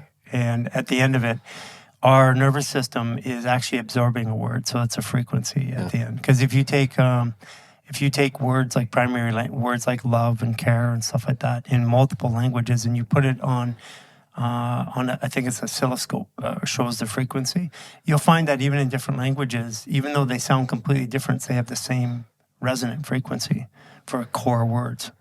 So, is there a specific way how you talk to yourself? Yeah. I'm always watching the words that and it's a journey. You say good morning. I'm not morning anything. And that, so like I say buenos dias because I'm in Mexico a lot. Or sometimes I say good day, but I sound like an Australian when I do that. Because those words are programming. I mean, you also look at there's tough ones that are built into society, like weekdays. Oh. I'm a daze, D-A-Z-E, like a daze. Yeah. Well, Week. Yeah, but those words, even though you think they mean something, they have a frequency which is attached to something else. Like there was a time you can program your nervous system into believing things. Like I used to believe that cleaning with bleach, the smell of bleach walking into the bathroom meant it was clean. Yeah. Now I know that the smell of bleach walking into a bathroom is super caustic and is harmful to me. But my nervous system used to think it was clean, even though it wasn't. It was harmful to me. So the fluid adaptive biological computing system that we are, the computer that we are, we can tell it whatever we want. It's still not going to change the behavior. So words are super powerful, and words can either liberate us or limit us. And we can't see past the words that we use. And I'm guessing that most people listening to this have a belief that that's true, but don't yet have the experience of it. Yeah, I made an experiment where I removed, I think, like tired. Yeah. Yeah, and when you remove it, it's like magical because it's just, if you don't accept the word tired, then you don't feel it. You don't feel tired. Correct. You don't feel it. So remove the word struggle. Yeah. Yeah. Try that for a while and see what happens. I think I needed to hear that. Listen, it's such a constant journey, and you get thrown back so many times. It's so like funny how you think you figured things out, and then you just like start all over. It's constant journey. We're here to help each other. We reflect, and it's not everybody. yeah, not it. So it's been a journey for me, and it started off with taking chemicals out of my life. And first of all, I was already in a healthy lifestyle. I generally ate good. I worked out. I had a pretty healthy lifestyle from that comparison. Then I started taking chemicals out of my life. When I took chemicals out of my life, I became more aware of my environment. So everything from the things around me to the words I use, because chemicals occupy your nervous system. And when you have chemicals in, your nervous system's busy dealing with chemicals. You see less, hear less, understand and absorb less. Then after you take the chemicals out over a while, then what I started noticing is that I wanted to accelerate my positive behaviors and reduce the negative ones. And then after a while of doing that, I noticed that I wanted to change the words that I used because I was aware that the words I was using were limiting me. And like you said, tired. Those are all things. And even just saying it, it's hard to say it. It's so powerful. Yeah. It really makes you feel tired if you say it enough, kind of. Yeah. So to remove it is... Also, I removed like depressed and anxiety because that's like everywhere on social media. People are obsessed about being depressed and talking about depression and I just switched it into like instead of feeling anxious, I feel like excited. I feel there's excitement a point coming up. Like I feel excited about a situation or like Let me tell you something that's biologically true. Okay. Anxiousness and excitement are the same chemical profile in your body. Yeah. Your perception tells you which one. Another one is like sadness and joy. That's why you cry when you're joyful and you cry when you're sad. Yeah. It's the same chemical release. But your body, your perception chooses which one that it wants to habituate or bring in. And anger or compassion, confidence or fear. And so this is why a lot of times people will feel anxious when they're going to go do something that's fun or exciting. Yeah, like kiss somebody for the first time, or Right. or have a test, or even when I have a workout and it scares me how I'm gonna feel, how I'm gonna perform. I feel anxious, but that is so like overloaded and overused that I wanna feel anxious though. I love the anxiety in front of a workout. Like it loads me up, it makes me feel like tingly and excited, and like I wanna feel anxiety. So I changed the word into excitement. And the same thing with depression. When I feel depressed, I don't feel depressed, I feel sad. And sometimes we want to feel sad, and sometimes it's good to feel sad, or we want to watch a sad movie, or that is okay too. But like the depression is such a like a end of the like thing, kind of you can't get out of it, you need help kind of statement. So words change everything. They do. Yeah. The words change everything. And you've just pointed it out. So that's why watching words changes the way my behavior goes. Yeah. And my body, remember the reticular activating system in the body, the lobe in the brain, when you speak, it lights up 100%. And you can actually look at it on an MRI, and it will light up when you speak. And it's seeking to understand what you're saying and then find that in the world. So do we need to be in silence? Do we need to I get this all the stop? time. Because this is a constant. I feel like everybody constantly distracts themselves. It's so much distraction. The movies, the social media, the music, the podcast. I mean, there's so much distraction. We need to shut distraction off, because distraction occupies our nervous system. But to be in silence is kind of a different thing. We do need to reduce input at times. But to be in silence, like, for example, meditating. I practiced meditating for a couple of years. I've tried it multiple times through my life.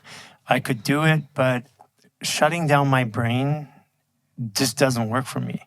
So what I do is I do movement. And fascial maneuvers is a meditation for me. And that calms me down, calms my brain. Because your brain is just responding to all the activity in the body. And if your body is producing less stress, less problems, and it's balanced off its emotions, then your brain calms down. So for me, I would sit there, try to overpower my body by shutting off my brain. It works. But I have found that for me in particular, moving my body will shut down my brain and create more silence. I feel the same. Yeah. Like I can work out in silence and move in silence, or hike in silence, and I enjoy that with no music, no podcast, no phone, especially with no phone. We've started doing particular times where we leave the phones. At home? Yeah. Yeah. And that makes all the difference. Suddenly you're really there. Suddenly you're really just out there. You're just doing it. And you see all these, and then you see it everywhere. You see everybody's neck. You see everybody on their hand, their phone. You're not really hiking, are you? Like, you're not really experience like the human experience. Right. Yeah. And when we leave the phones home, every time it's like, and you can do brain scans on that too. Everything changes in your brain when you just walk a little bit. Yeah. Yeah. Walking, movement is life. Yeah. That's why I was saying earlier, the origin of all movement is breath. So the better we move, the better we live. The worse we move, the worse we live. That's maybe why in Japan you feel so good too, because you just constantly walk. Yeah, Japan is great. We were talking about that earlier. Yeah. Yeah, because you're walking everywhere. Yeah. People, if you go back even like 50 years ago, an American walked 7 to 10 miles a day. Today, we're into the thousands of steps. And some people not even that. Okay, What about lifting weights? Is it bad for me to keep up So let me to keep up this physique? Is it? No, I'm not. Let me just give you an example, and I'll let you make a decision. Okay. When we restrict a body part, we lose part of the movement. Movement is life. Okay. So take your hand, go like this. Give your top range of movement.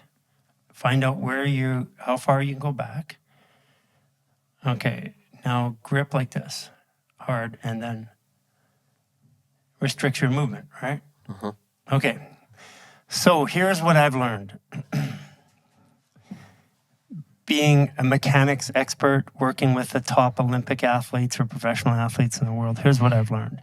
When you restrict movement, you restrict your body's ability to adapt to an environment. And when you grab something like this and you move it, you're actually creating restrictions, which I did because I could barely touch certain things in my body. I can barely do this. Yeah. And, I can do this and over like a yogi now. So what I've experienced in my own life is the broader my range of motions, because my body's the computer, my brain is the processor. So my computer, if it stops moving in a certain direction, in any direction, the body has to compensate. My experience is compensated. So what I've tended to do, one of the things is if you look at the strongest men in the world, like over the years, it's always been the big Norwegians or the Swedes. They grab bales of hay and they move around. Because in life, we don't really grab a bar very often. If we are, it's a tree, and it's not really a bar. But I've noticed that as I've taken and broadened my movement process and things that I pick up, they're more natural. I find that I move better. And as I move better, my nervous system's calmer, my head's clearer, I have better health. And so that was one of the things that I learned this a long time ago. Like in the early days of my clinic, I noticed that if I took an athlete and I took away their barbells and, at worst, like just a kettlebell, or I got them picking up bags of sand and moving and stuff like that. I noticed that their overall performance was better. And I noticed also that their mental and emotional performance was better over time. So you can choose how you work out. I think movement is important, and I like pushing myself. This last year, since I did the podcast with you about a year ago, I've been on the road. So every 2 weeks, normally I like to be in nature. I like to climb, not climbing but I like over boulders and through terrain and stuff like that. When I do that, I feel absolutely fantastic. Like I light up.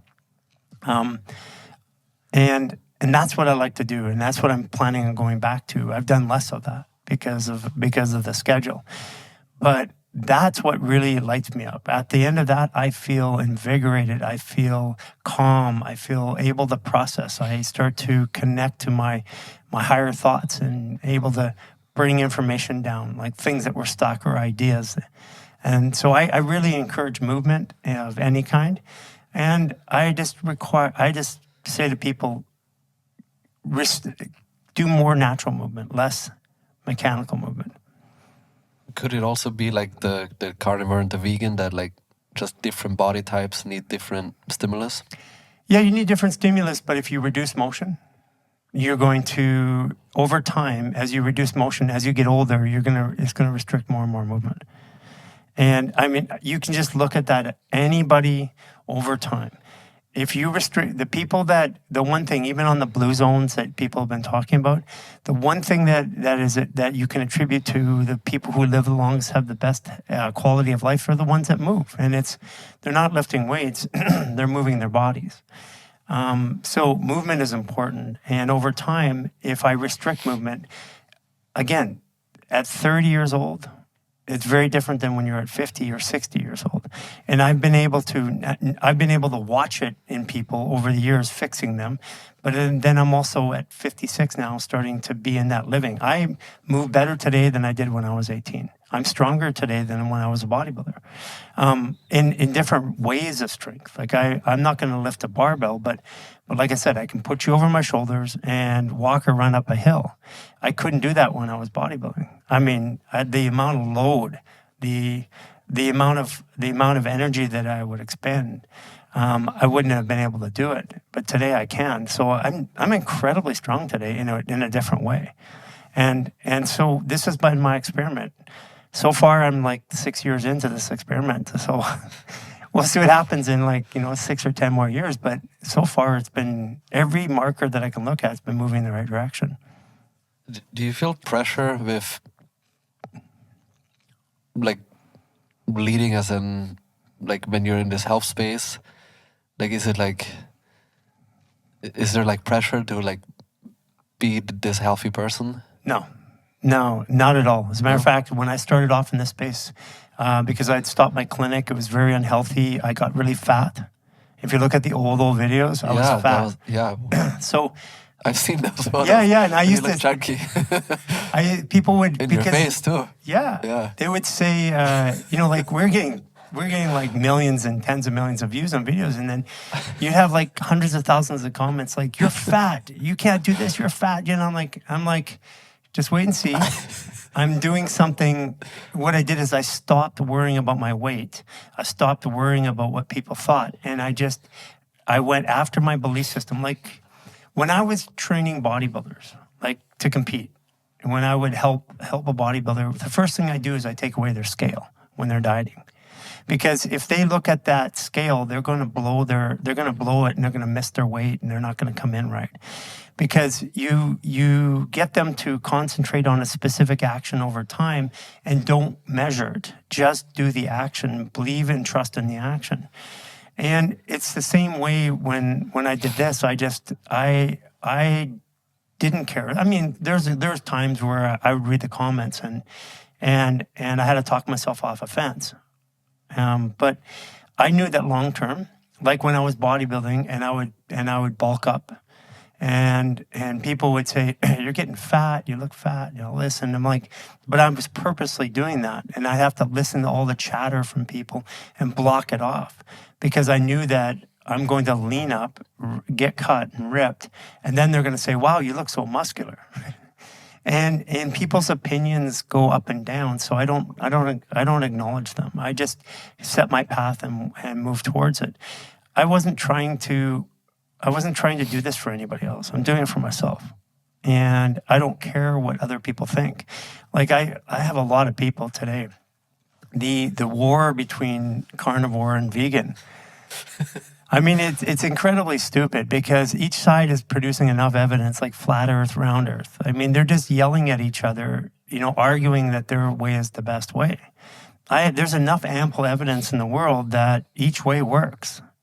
And it's the argument, it's, again, the judgment, I'm right, you're wrong, I'm going to argue this way. The amount of wear and tear on their nervous systems by having such a belief that's strong and arguing about it, that's what's hurting them. That's what's making them old.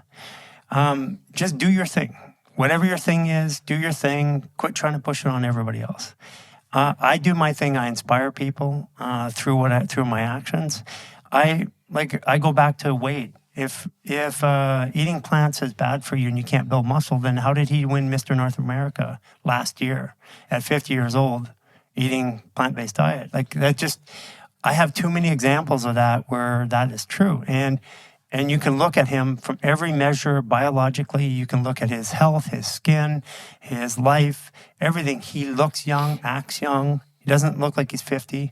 Now, that's a guy who is blowing up the myth that you have to be a carnivore to have muscle or to be healthy. But on the vegan side, the same thing. You get vegans that are completely unhealthy, right? And then you have some plant-based people that I'm in circles with that are unbelievably healthy. Yeah. And you can see it. So I'm going to say that the judgment of right or wrong is actually what's causing people to have the problem. So just do your thing, and that's what I'm doing. Do my thing and not worry about it. I'm not affected by what other people say, and that's how I've been able to do what I do in my life. how much role do you think the mind plays in all of that? Like especially like let's say eating, right? When I think I'm eating the right thing, how much do you think Quite a bit. just you thinking this is good for me, or let's do the opposite, you forcing yourself to eat something that you don't want to eat, but you're eating it because they tell you it's healthy, but you don't want to eat it. Same with like the gym, like somebody that enjoys going there, or somebody that forces the exercise, forces to be on a treadmill, watching a movie like with headphones and hating every single minute of it. Like how effectful is that gonna be? Like I always like I feel like sometimes like I see people in the gym and there's no results, no change, no difference. They look always the same, no matter how hard they train, because they hate every single, and they signaling to their body like I don't want to be here, I don't want to do this. Instead of like somebody signaling like I love every movement, I love being here. Like how powerful is the mind? The placebo, what you're talking about is basically a placebo. Yeah. So the placebo effect, if people look into the placebo effect, there's been 4.5 million studies thereabouts over 55 years, maybe 60 years now, because I've been using this stat for a long time.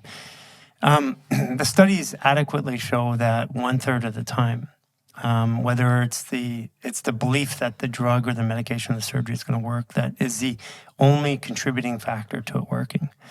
But what people, they go to that and they only take that one piece of it without looking at the other pieces of those studies. 1/3 of the time, the negative belief is the only contributing factor to why it failed. Which, if you have 2/3 of the time, one is I believe and one is I don't believe, the other third, just statistically, is invalidated. It has a lot to do. Your belief systems and what you believe and what you enjoy, if you do things with joy, you will be successful in everything. And I'll give you something that impacted me, because this is clinical here. As a matter of fact, we're right by the person who I'm going to talk about. I had a lady come into the early stages of the garage when we were in a garage or in an apartment before we even got to a clinic. And we would do these subclinical lab panels, and they would show, like red, yellow, green. And when somebody was going to when they came in and they were going to have a test that looked really bad, I would warn them, because they would send the results directly to the person. And I'd say, you're going to get these results. When you get them, don't worry about it. There's going to be some red, and there's going to be some yellow in there. And we're going to work to make this all right. And she got her lab test back, and 100% was green, and she was overweight. I don't mean like obese, but overweight to you would just say that's not healthy, okay? I got the test, I called the lab and said, your equipment's wrong. And so what we did is we took, and it can happen in labs, you have to recalibrate equipment. So what we did is we took all 20 people that we tested that day and her, we brought them all back in, said all of the lab tests were wrong because the equipment was wrong. We retested everybody, and everybody came out identical to what they were the first time. And I looked at that and I said, how could that be? This person is unhealthy because they are overweight.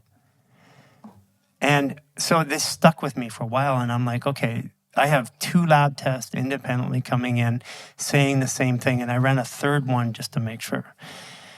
And so I had to come to terms, is being this weight unhealthy then? Because I thought that was unhealthy. So over time, I looked at her and said, what is different about this person? Like getting to know her, because we would spend 10 sessions, 2 hours, 20 hours with people. You get to know them. And what I noticed was she was genuinely the most happy person that I'd ever met. Now, I'm in LA, so a lot of people put on a happy face. Well, I saw her, I used to go to the Kabbalah Center. I saw her over the course of time.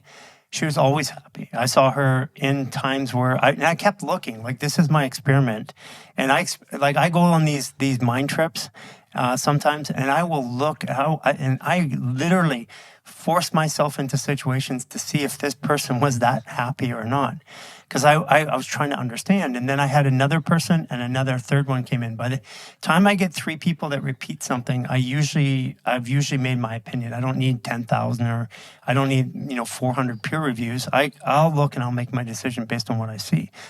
So I had a second person come in, the same thing, third person, the same thing.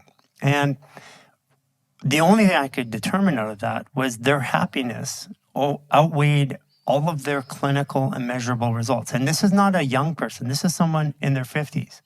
So and they'd been that weight for their entire life. So I was busting a myth that you had to be ripped or lean or you had to look this certain way. This look was what determined health. And it came down to the end of it, which is the way I felt about it was more important. And this is where my belief system started to change because I thought that health had a look to it. And I realized that emotional health is more important than physical health. If you're emotionally, you can be physically healthy because I had all these people coming in that were physically healthy, but their lab work showed that they were not healthy.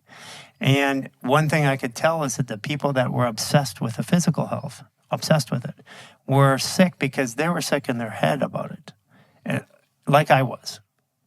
And I have a stronger belief now that the way I frame my lifestyle, like the setup, the way I talk about it, the way I act, the way I am emotionally, has a bigger impact. Like if you have a really emotionally draining situation, what do you feel afterwards? You feel tired, worn out, you feel like down from that a really heavy emotional situation, you feel beat up. And it could be no physical work, but your physical body feels tired. Emotions play a stronger role in our health than anything else. And people who are emotionally healthy are generally healthy in their bodies, even if their bodies don't look that way. That really resonates. Nothing makes me more tired and exhaustion than like a family fight or fight with your loved one. Yeah. And I never feel tired after the gym, ever. No. The opposite, really. Yeah. The more I move, the more energy I get. Mm-hmm.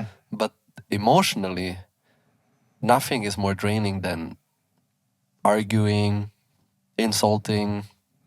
No physical harm, only emotional harm that will ruin you.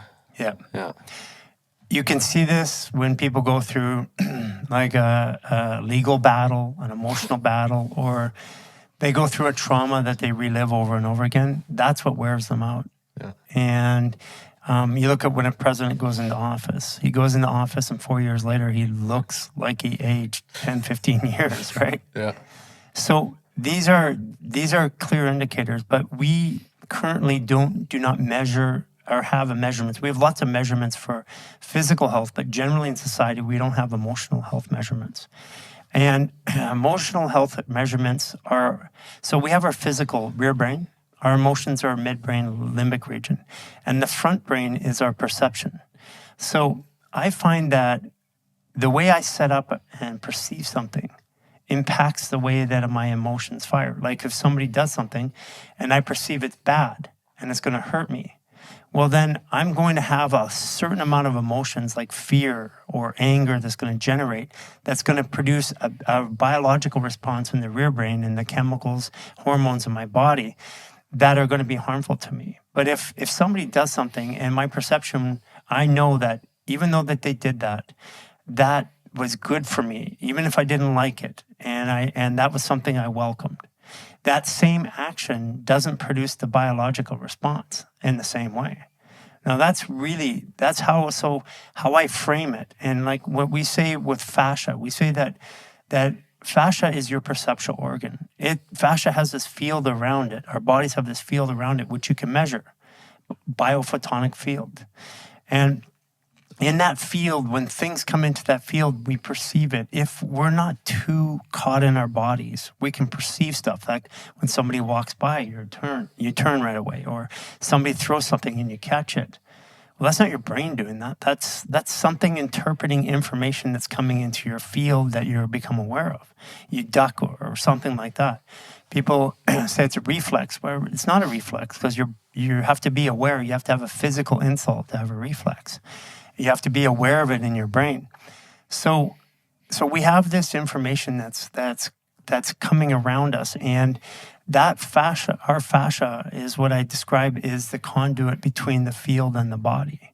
And when the fascia is really open, like mine, I have a greater sense of perception.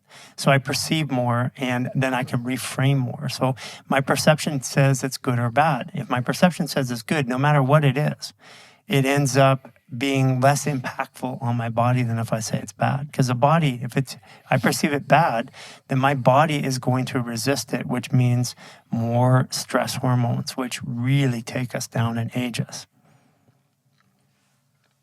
There's this story where somebody always complains and the other person always says good, or I'm like, hey Gary, I crashed my car, and you say good, yeah, good that you crashed your car, yeah, and I'm like, man, I'm fighting again with the wife, good, it's good, it's teaching you a lesson. yes, Yeah. good. What are you learning from that? That everything is perception. Yeah, it is. Happiness is perception, sadness is perception. It's all. So it's like it's just so funny that we wake up. You can call it like the devil or evil, or you're just like this like jealous being that wants what they can't have, and you have to like constantly humble and teach yourself. It's like a journey of humbling and changing your perception of life. That is the journey. Yeah.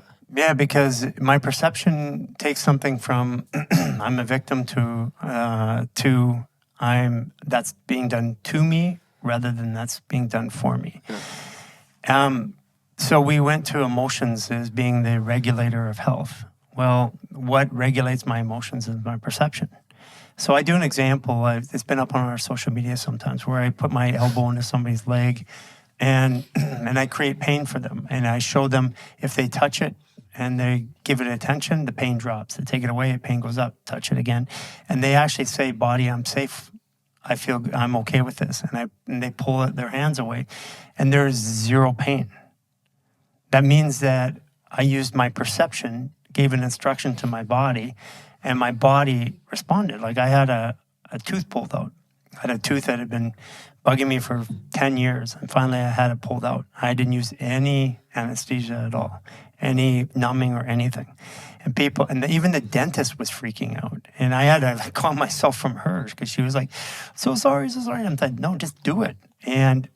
And I told myself, I'm safe, I'm okay with this. I'm safe, I'm okay with this. And then my body actually regulated the pain sensors in my body. And I was able to pull out the tooth. And it was not an easy extraction. It broke off, and they had to dig in and pull out the two parts of the root. And people go, you're crazy. And I'm like, no, I'm not. As a matter of fact, I didn't put all that chemicals in my body. I had no downtime. Within an hour of doing it, I felt like nothing had happened. A little tender from digging, but it felt like nothing was happening. And again, it's because I changed my conscious perception to be okay with that. And it's very powerful. And this is back to what you think and what you say and how you act and how you perceive things. It takes a while, because it's building a trust mechanism in your body. Because I can say something and not believe it, and that's not true, because belief is in the body. The thought or the saying of it doesn't necessarily make it true. I have to feel it's true. Like I may know something, but I don't feel that something. The feeling sense in the body is back to when we talked about food. I knew I liked that food, but I didn't know what it tasted like. I forgot the memory of it, the feeling of it. So feeling sense in the body is where all the power lies. And then again, for me, not struggling, but for me it's hard to not teach somebody. Let's change this. Let's change exactly what you say. Yeah.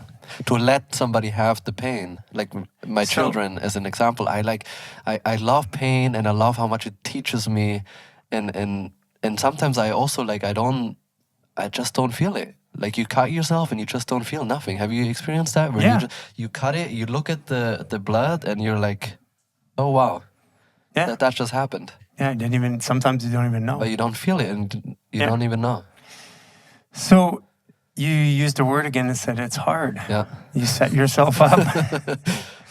Yeah. How do I reframe that? I'm learning to. I'm learning to. I'm learning to be okay with this. Okay. I'm learning. I know that when I do this, this is the right thing.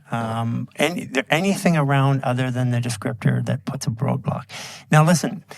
In my changing my language over time, I found that what was really funny is that when I would go to work and had, work or goal-based orientation, all my words were correct. They were positive. They were in the direction I wanted. But when I go home, I talk like a potty mouth, right? It's like I'd say, this is sucks, or this hard, this is... But when I'm working, I wouldn't. And somebody pointed it out to me once as we were doing a language model. And I realized that when I was working, I programmed myself. But when I was at home, I programmed myself not to be. So that took me a couple of years to work through because I also had to have somebody to reinforce me because those are habitual words and habitual uses which program my body. So it took me a while to extract that because I had people around me who say, hey, you just said that. You said it again. You said it again. And then eventually over time, I broke the habit. Yeah. I know, you can't do it like overnight or right away. Right, yeah. Wow. You think about languages. Language is funny, especially in English. We have all this language that's contradictory. We like woulda, shoulda, coulda. Woulda, shoulda, coulda, can't. Those are words that like, I should have done this. That creates anger. I would have done this means that it creates resentment. These are things that program your nervous system to feel a certain way. And that means that the experience, the whole architecture of that experience is bound by that word and that feeling. And if I could just be okay with it, it changes the way that I have experience. Like I should have done this. And I still do this sometimes. So I should have done this. I catch myself. I'm like, no, I did it exactly the way I was supposed to for that time. Next time I'll do it different. Very different than I should have done it this way. Because I should have done it this way means I did something wrong, that I wasn't good enough at it. But it's like, next time I'll do it this way. That's like being at the gym. I didn't hit it. I failed. No problem. I'll do it again. Next time I'm going to get it. So if we apply that same way of thinking to our daily lives, it changes the way we live our lives dramatically. I learned a lot from the gym, from that. Yeah. So many things. Yeah. Like that I don't care how I don't judge myself when I go there. I don't judge myself on my, like, if I'm feeling... I don't judge, like, do I feel good or bad? I just go and see and let it be and let me perform the way I performed that day. And then I don't need instant gratification or results. It comes, you do a little bit every day and then eventually you'll get the results. And even the results are not even the way, the journey is the goal, kind of like being there. It's not the six-pack afterwards. It's more the enjoying that I'm there, clearing my head, getting the peaceful moment, just being with me and my body, feeling the sweat, feeling the pain, having the obstacle. That is the enjoyment. So apply that same formula to life. Jocelyn and the cell phone. Yeah. Yeah, I'm learning to let my loved ones have pain. Yeah, it's good. Every time I've taken away the pain, like when we built the Human Garage this time, Jason is the architect behind the corporate structure and the training structure. Like he ran the business and I coached him to run the business. This is the first time because I knew how to run a business. I would do it certain ways. I would circumvent problems. As a CEO of a company, I would circumvent problems because I wanted to run perfect.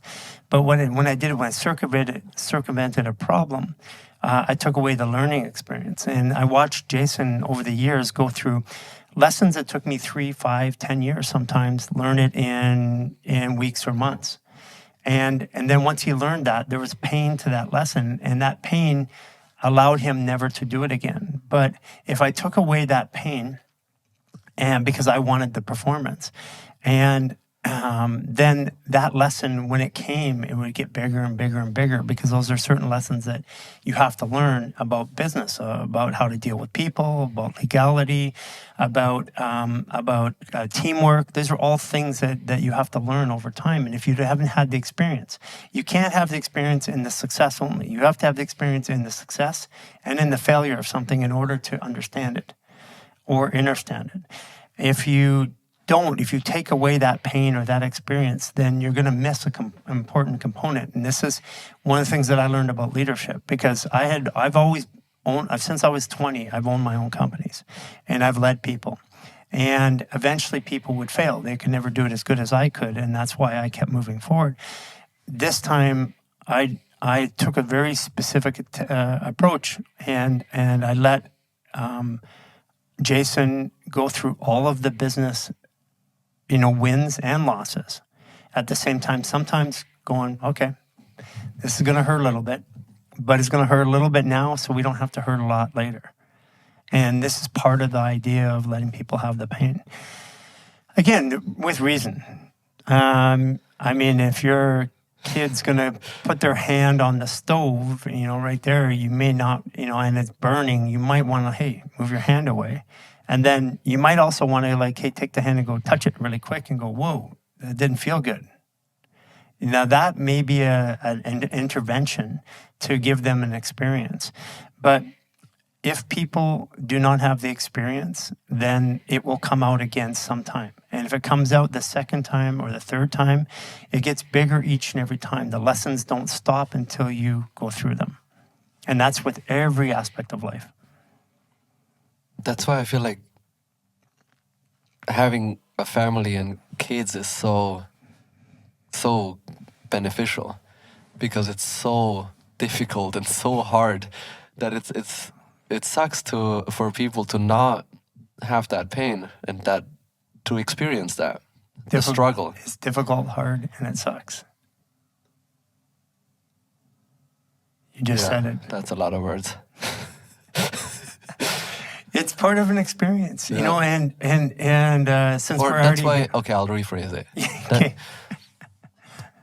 Okay, for me personally, I love how challenging having a family and a wife and kids is, because it's my biggest teacher. It is my biggest... There you go. Motivator. Doesn't that sound better? That sounds so much better. It feels better. It doesn't sound like it ends. It sounds opening. Yeah. And not closing. Yeah. Like closing statements. Yeah. Opening statement. Yeah. Yeah. Again, it's a habit. It's a habit because we learn to frame our world in a certain way. Yeah. I know, and it takes great practice, because you fall right back.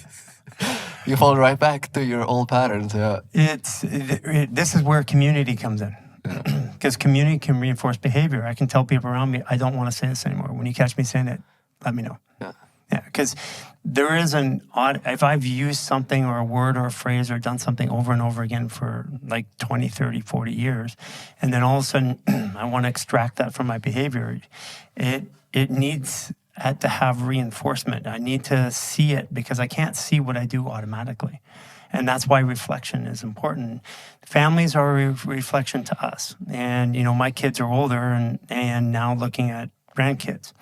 So the families are a reflection, and they go through different journeys. Like when my kids were young, it's very different. And the teens are very different. And now when they're adults, married, very different again. And they're different reflection points, but each one of them shows me something.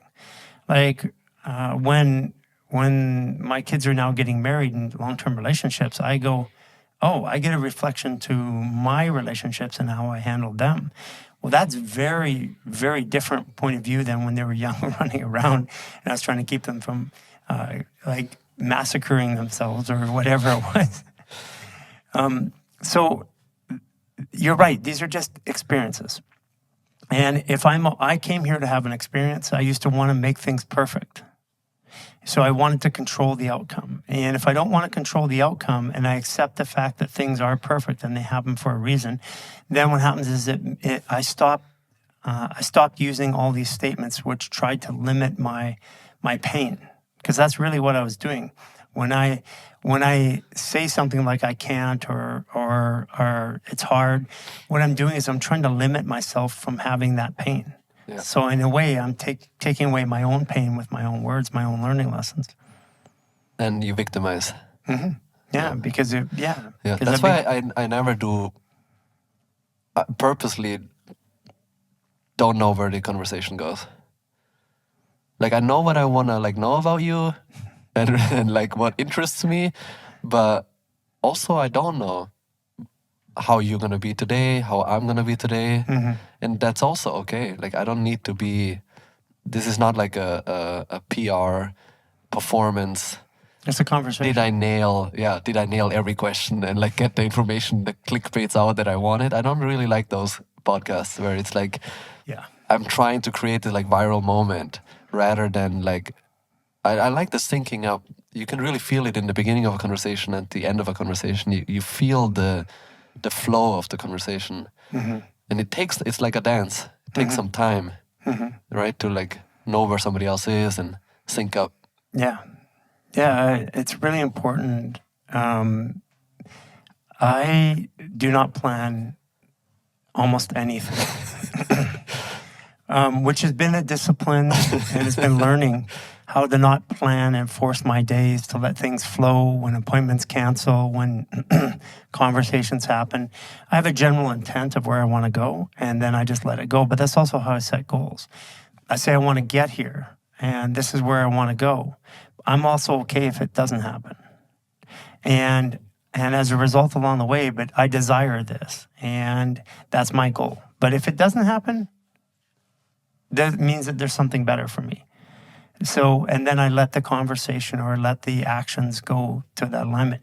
Now, again, this is me at 56 now. After the last 6 years of going through this journey, I definitely was not this person 6 years ago. So this has been a big change in who I am as a person. I tried everything else, and I learned a lot of lessons the hard way. So this is from a lifetime of doing stuff and messing it up royally. Well, I really like that you can't really fail if you perceive failing as trying again, kind of. Yeah, listen, when I closed down the clinic, it was so funny because I had all the people around me saying, "Oh, that's too bad. Everybody loved it. You really failed." And I'm like, "No, I didn't fail. I was trying to tell people I didn't fail. I wanted to bring something to the world to help people." And I realized the clinic wasn't the way to do it. So I started to work my way out of the clinic, but people didn't understand that. They're like, "Why would you leave that? It's successful." Yeah, but I didn't want to do it anymore. It wasn't meeting the roadmap of where I wanted to. So failure is only defined by either not doing it again or not learning the lesson that experience taught you. Like if I do something but I didn't absorb the lesson from it, then that's a failure. But if I do something and then I try again and I try again and I try again until I figure out the way, then that's just education. And I prefer the model of being educated in my life right now. And I'm constantly being educated by every situation. For me, every day is like, wow, okay, I didn't see that. And when I have a situation that I don't like or that's uncomfortable, where I perceive that situation is going to cause a problem or something like that, the words I use are, I laugh, I go, can't wait to see how this one's going to work itself out. And that reframing it with a laughter creates a little oxytocin and puts my mind in a way that I'm looking for the answer. And whether that answer is generated by me or somebody else, I'm setting it up so that I can receive. And again, this is something that is new. It's a lifetime of a journey to get here. So if you're listening to this and you're not doing that right now, just take incremental steps every day. You're not going to be perfect up front, but these are things that you can add on a little bit each day. You get people to give you reflection. If you want to take a word out of your life, tell everybody around you that every time you use that word, tell me. Maybe even say, every time I use this word, I'm going to give you $5 or something like that. Put some pain into it as well. Well, I really like the way you talk to yourself. And how you like rephrased my words. That was really cool. Well, just a reflection. Yeah. I mean, if I didn't know that you were on the path that you're on, working to better yourself and in every way, shape, or form and experience life in this way, then I wouldn't have had that conversation. I just would have let you go through. But our conversation was literally about that. Yeah. Yeah, and I watch you and how you're living your life and what you're doing and the way that you phrase and set up things in your life to be successful, and that's why you are successful. It would have been really cool when I was younger to have somebody talk to me this way, but I didn't. I learned it all, and I think I'm really good at it now, or getting better.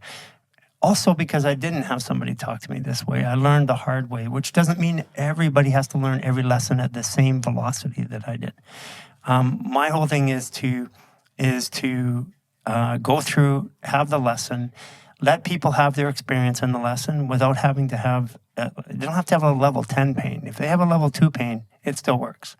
But pain is the greatest motivator of the human experience. And if we try to remove pain, then we lose the ability to adapt as a species.